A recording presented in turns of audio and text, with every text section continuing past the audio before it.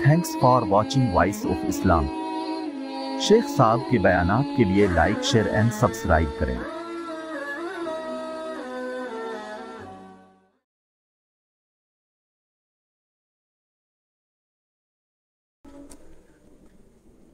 এখন কোরবানি প্রশ্ন হলো এইটাই, তাহলে দিনেও করতে পারবো, রাতে করতে পারবো?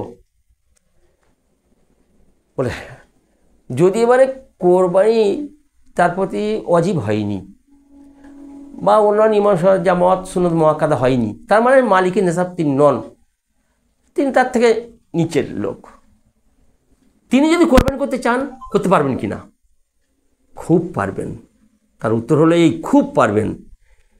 তিনি যদি কোরবানি করেন তো অগণিত সওয়াব পাবেন। কিন্তু সেখানে একটা প্রশ্ন থেকে যায়, সেটা কি? তিনি একটা জানোয়ার যদি কিনে আনেন কোরবানি করো বলে, তখন সেই জানোয়ারকে আর কাউকে ভাগিদার নেওয়া যাবে না তার সাথে।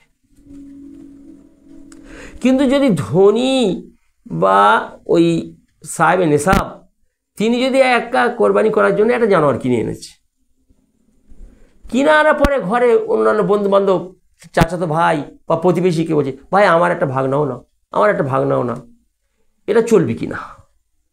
একা করবো বলে কেনা হয়েছে, কিন্তু ঘরে আসার পরে এখন অন্যজন শরিক হতে চাচ্ছে, ভাগিদার হতে চাচ্ছে, তার ভাগিদার আমার ভাগিদারের আমার সঙ্গে ভাগে অংশগ্রহণ করতে পারবে কি না, এই নিয়ে কিছু ওলামাদের মতবিরোধ আছে। কেউ বলছে না, মোটেই পারবে না। কিন্তু বিশুদ্ধ কথা হলো অবশ্যই পারবে। একাধিক, আমি একা কিনেছি কোরবানি করার জন্য, আরও 6 জন আমার সঙ্গে অংশগ্রহণ করতে পারবে, অসুবিধা নাই। কিন্তু এটা ভালো নয়, এটা জায়েজের দরজা রাখা আছে। হ্যাঁ, যদি করে তা হয়ে যাবে, এ ভাগীকে সে নিতে পারবো বা পারা যাবে। কিন্তু ভালো মন্দ অবশ্যই এটা মন্দ কাজ, এটা ভালো কাজ নয়। ভালো কাজ ওইটা পশুটা কিনবার সময় আমার নিয়ত থাকার দরকার ছিল যে যতজন শরিক হলে 2-4 জন যদি আমার সঙ্গে শরিক হবে, অসুবিধা নাই, তো কোনো রকমের কারোর আপত্তি নেই। আর সেটা অত্যন্ত উত্তম, সবথেকে বেস্ট। আর আগে বললাম, একা যদি করতে পারেন তার থেকে উত্তম আর কিছু হতে পারে না। কেন? যদি ভাগের কোরবানি করা হয় তাহলে কি সেটাকে কেমনভাবে ভাগ করব? তাকে কেজি বাটকাটা দিয়ে ওজন করে ভাগ করতে হবে, না আন্দাজে একটা ভাগ করে নেওয়া হবে? খুব চৌকান্না হয়ে শুনুন, পুরো মনোযোগ সহকারে শুনুন। একাধিক যখন ভাগী হয়ে যাবে তখন পাল্লায় ওজন করে ভাগ করতে হবে,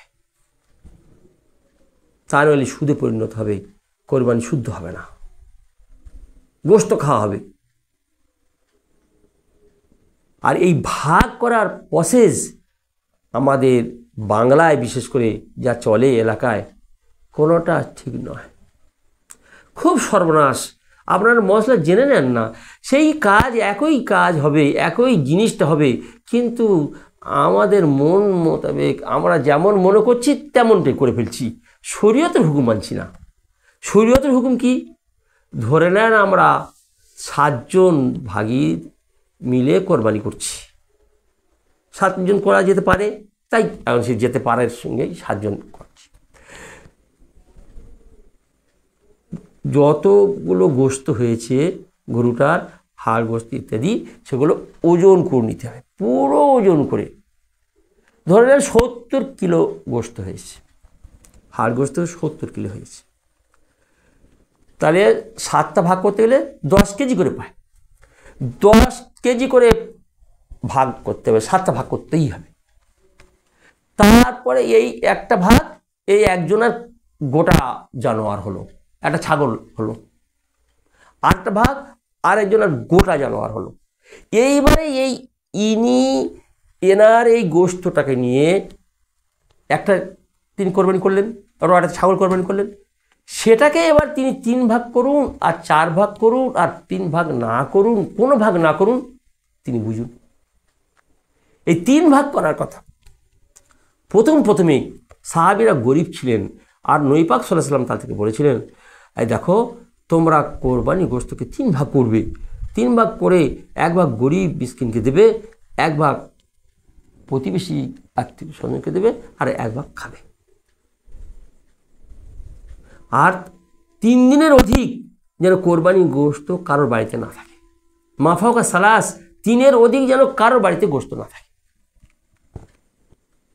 তারপরেই আল্লাহ রাসূল তখন বেঁচে আছেন, তিনি ওই বলছে, এই হাদিস তোমাদের আর মানতে হবে না। কুনতু নাহাইতুকুম, আমি তোমাদের মানা করেছিলাম যে কোরবানির গোশতটা তোমরা জমা করবে না, 3 দিনের অধিক যেন মোটেই না থাকে বাড়িতে। কিন্তু এখন আমি তোমাদের বলছি, কুলু ওয়াত ইমু ওয়াদ্দাখিরু, তোমরা খাও এবং অপরকে খাওয়াও আর জমা করো। 3 দিন কেন, 3 মাস জমা করতে পারো, কোরবানি গোশত খেতে পারো। তাহলে এখন যদি 3 ভাগ করি, সেটা নিছক ভাগ করা হবে, কোনো ব্যাপার নেই, আমি করতে পারি না করতে পারি। ওই আমার যে ভাগটা নিলাম 10 কেজি, ওইটাকে বলছি 3 ভাগ করা। এটা 7 ভাগ করতেই হবে, তাও ওজন করে। আর করার পরে এটা আমার হলো, এটা আমি 3 ভাগ করতে পারি না করতে পারি। যদি আমি 3 ভাগ করি, 1 ভাগ গরিবকে দিলাম, 1 ভাগ প্রতিবেশীকে দিলাম, আত্মীয় স্বজনকে দিলাম, আর 1 ভাগ খেলাম, খেতে পারি, ভালো জিনিস। আর না করলে কোনো অসুবিধা নেই। কিন্তু আমাদের ব্যবস্থা কি করা হয়, এই গোটা গরুটা 70 কেজি যে গোশত হয়েছে, এটাকে 3টে ভাগ করে নেওয়া হলো, নিয়ে 1 ভাগ ওই মসজিদে কিংবা দলিজে কিংবা মাদ্রাসায় কিংবা ওই বাড়িতে, ওই সমাজে যেখানে একটা ব্যবস্থা করা হয়েছে, সবার গোশত এখানে জড়ো করতে হবে, 1 ভাগ এখানে জড়ো করে দেবে, সবাই জমা দেবে। আর তারপরে সেই গোশতগুলোকে নিয়ে সব মিক্সড করে দিয়ে, আর খাতায় নাম লিখে বাকায়দায়, কোনো এলাকায় মালদারদের নাম লেখা হয় না, কিন্তু প্রায় এলাকায়, বেশিরভাগ এলাকায় মালদার হোক আর গরিব হোক আর কোরবানি দাতা হোক আর কোরবানি না দাতা হোক, ও সবার নাম, এমনকি কোন বাড়িতে কজন ইউনিট আছে, কজন বাস করে, কজন খানেওয়ালা আছে, সেই হিসাব করে কারো বাড়িতে 1 কেজি, কারো বাড়িতে 1.5 কেজি, কারো বাড়িতে 2 কেজি, এই করে খাতায় লিখে বাকায়দায় তাদের বাড়িতে পৌঁছানো হবে কিংবা তাদের ডেকে দেওয়া হবে। এ মোটেই ঠিক হবে না। এ ঠিক এমন অবস্থা হলো, আল্লাহু আকবার, ঠিক কুকুরের মতো অবস্থা। কুকুর যেমন খেয়ে নিয়ে বমি করে দেয়, আর সেই বমিটা আবার আমি এই 1 ভাগে নিয়ে দিয়ে এসছি, জমা করে দিয়ে এসছি, ফের আবার আমি সেখান থেকে নিয়ে আসবো। এ কেমন কথা হলো?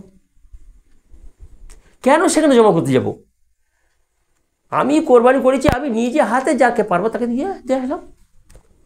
এইটাই তো, দুনিয়ার সবাইকে পৌঁছানো জরুরি তো নয়। এটা আমরা মন গড়া শরীয়ত করে নিয়েছি, খুব সর্বনাশ। ওইখানে এখন 70 কিলো গোশত, তাকে 3 ভাগ করে নিলাম, 3 ভাগ করে 1 ভাগ দিয়ে দিলাম, সে পাল্লায় ওজন করে করেছে। ওর মধ্যে একজন ব্যক্তির ইচ্ছা নেই মোটেই, তার নিয়ত নেই যে আমি ওই সমাজে দেব, আমি এগুলো সব নিয়ে যাব, নিয়ে গিয়ে আমার আত্মীয় স্বজনকে দেবো বা বাড়িতে খাবো। তাহলে কারোর কোরবানি হবে না। এই জন্য বলছি, বারবার বলছি, ঘুরে ঘুরে বলছি, এরকম ভাগ করবেন না, এরকম ভাগ করবেন না, এরকম ভাগ মোটেই করবেন না।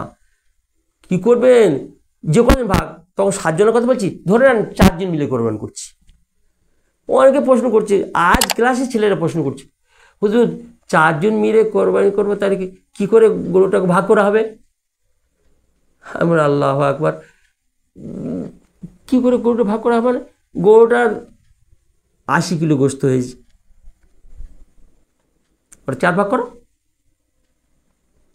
20 কেজি করে ভাগ হয়ে গেল। বলে কই 7 ভাগ হলো না? হ্যাঁ, মানে ওই তো প্রথম কথা বললাম তোমাদেরকে, যে 7টা ভাগ করা যেতে পারে, 7টা ভাগ করতে হবে তা তো নয়। 4টে ভাগ হবে, 2টো ভাগ হবে, 3টে ভাগ হবে। তো এখানে 4 জন মিলে কোরবানি করা হচ্ছে, তো ব্যাস 4 জন মিলে 10,000 টাকা দেওয়া হয়েছে, 40,000 টাকার গরুটা, বা তার আনুষঙ্গিক খরচ মিলে 40,000 টাকা পড়েছে।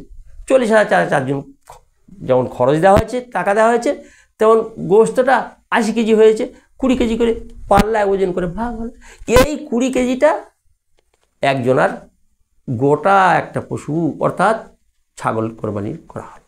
এবার ইনি এইটাকে নিয়ে 3 ভাগ করতে পারেন, না করতে পারেন, যা পার করুন, কিন্তু প্রথম থেকেই 3 ভাগ করে নেওয়া হবে। তারপর আবার যে এই ছাড়াচ্ছে, তার মানে লেবার, তার আবার ওই গোস্ত দিয়ে দেওয়া হচ্ছে। গোস্ত লেবারকে মজুরি হিসেবে দেওয়া মোটেই চলবে না, মজুরি হিসাবে গোস্ত মোটেই দেওয়া হবে না। আপনি আপনার গোস্তটা সব দিয়ে দেন না, কোনো অসুবিধা নেই, কিন্তু মজুরি হিসাবে নয়, মজুরি হিসাবে তাকে টাকা দিতে হবে, গোস্ত দিয়ে মজুরি দেওয়া যাবে না। পরিষ্কার কথা, গোস্ত দিয়ে মজুরি দেওয়া যাবে না। দেখা যায় সব অন্যান্য লোকেরা সব ছাড়াচ্ছে বা তার জন্য আলাদা করে এক্সট্রা করে রেখে দিল। এখন ওজন করা হলো না, ভাগ করা হলো না।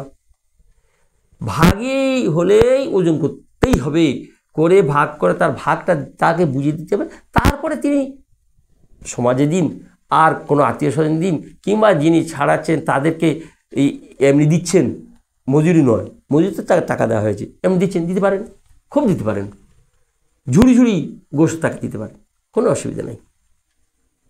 একটা প্রশ্ন, কোরবানির গোস্ত গায়ের কমকে দেওয়া চলবে কিনা? অবশ্যই চলবে, কোনো অসুবিধা নাই, কোনো অসুবিধা নাই, খুব চলবে, কিন্তু মজুরি নয়, মজুরি হিসেবে না, এমনি গোস্ত দেওয়া হচ্ছে। তো ওই 3 ভাগের মধ্যে 1 ভাগ দেওয়া ও নয়, বারবার বলছি, এর আমাদের সমাজে যেটা করছে এটা একেবারেই ঠিক নয়। নিজের কোরবানি নিজে করতে হবে নাকি ইমাম সাহেব বা কারো দ্বারা করানো যাবে? সবথেকে উত্তম হলো নিজের কোরবানি নিজে হাতে করা। আল্লাহ রসুল নিজে করেছেন। আর যদি কেউ এমন অপরাধ হয় কিংবা কোনো অজুহাত থাকে, তাহলে অন্তত কোরবানি করার সময় সে সামনে উপস্থিত থাকে, তার সামনে উপস্থিত থাকাটা বাঞ্ছনীয়, খুব ভালো হয়।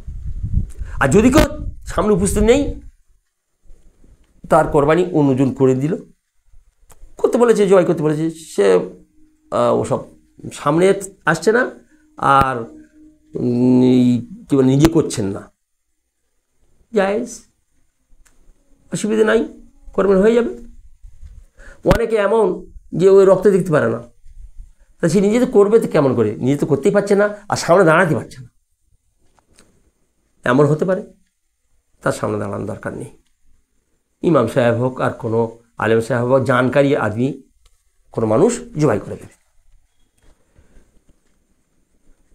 আজ ভিডিওটা লম্বা, আমি দীর্ঘায়ু করতে চাচ্ছি না, মোটামুটি এই জরুরি মশলা করে বলছি, এর সঙ্গে সঙ্গে জবাই করার কথাটা বলেই শেষ করে দেবো।